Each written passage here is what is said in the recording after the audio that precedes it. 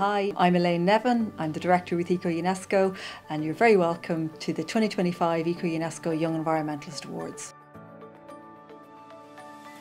The Young Environmentalist Awards is all about recognising and rewarding the work that young people are doing all over the country in environmental action.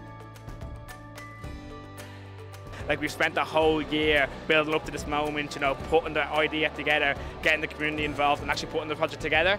We've all gained a lot of confidence from this, and it can show that we do have a voice and we can make a difference. Easier to make friends, meeting new people, more new experiences and teamwork and skills. We have a big team, we have 60 people on our team. We think it's important to take action, because if you want something to change or if you want something to happen, you have to take action, and also it turns ideas into reality.